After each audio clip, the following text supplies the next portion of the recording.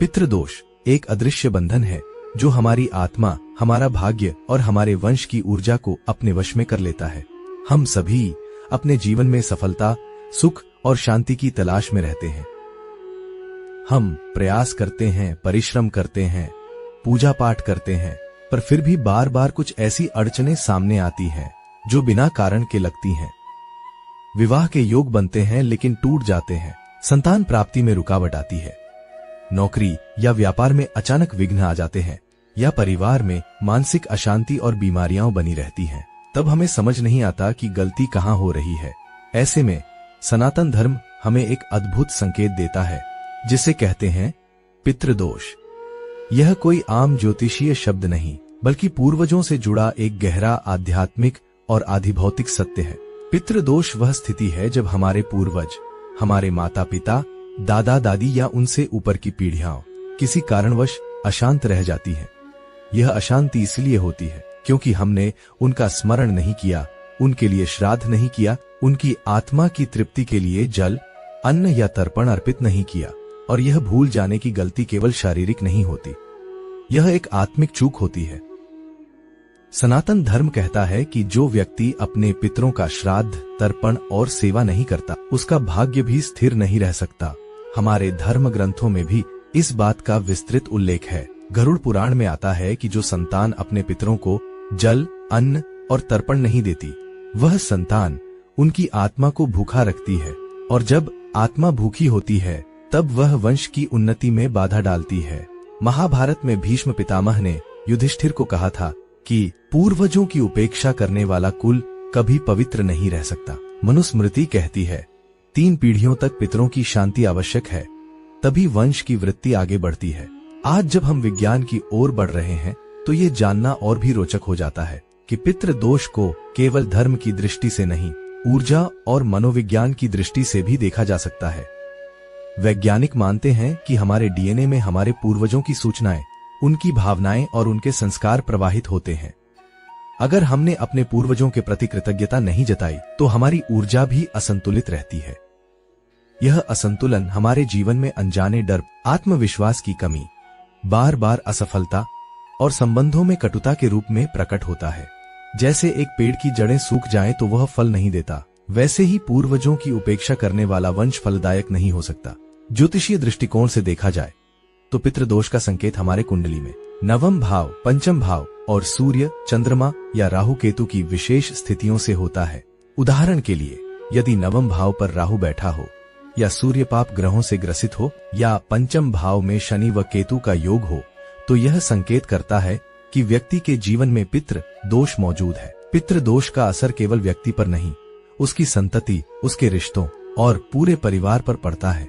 पितृ दोष के कुछ सामान्य लक्षण होते हैं जिन्हें हम नजरअंदाज कर देते हैं, जैसे परिवार में बार बार गर्भपात होना, संतान प्राप्ति में कठिनाई, विवाह में रुकावट, आर्थिक हानि, घर में रोज कलह या बीमारी, अचानक मृत्यु या आत्महत्या की प्रवृत्ति, या सपनों में पितरों का दिखना, जलती चिता, बहते पानी या उजाड़ स्थान का दिखना। कभी कभी कौए, कुत्ते या गाय का अजीब व्यवहार भी संकेत देता है कि कोई पितर संदेश देना चाह रहे हैं।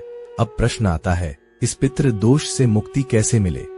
उत्तर बहुत सरल है, लेकिन श्रद्धा और नियम से करना होता है। सबसे पहला उपाय है श्राद्ध और तर्पण। हर साल पितृपक्ष में और हर अमावस्या पर गंगा जी के किनारे या घर में विधिपूर्वक पिंडदान करें। अपने पितरों का नाम लेकर उन्हें जल, तिल, कुश और अन्न अर्पित करें। यह केवल कर्मकांड नहीं है, यह आत्मा को तृप्त करने की पवित्र क्रिया है। दूसरा उपाय है ओम पितृभ्यः नमः मंत्र का जाप करना। पीपल के वृक्ष के नीचे बैठकर 108 बार इस मंत्र का जाप करने से अद्भुत सकारात्मक ऊर्जा का संचार होता है। पीपल को हमारे धर्म में पितृ स्वरूप माना गया है और वहां की ऊर्जा पितरों तक सीधा पहुंचती है। तीसरा उपाय है गौ सेवा, ब्राह्मण सेवा और अन्नदान। विशेषकर पितृपक्ष में कौओं को भोजन देना अत्यंत शुभ माना गया है।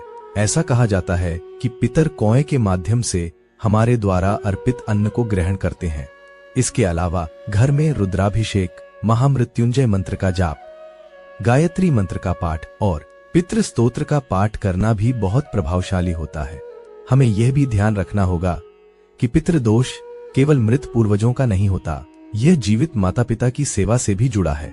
जो संतान अपने माता पिता की सेवा नहीं करती, उनका तिरस्कार करती है, उन्हें वृद्धाश्रम भेज देती है, वह अपने ही भाग्य की जड़ें काट रही होती है।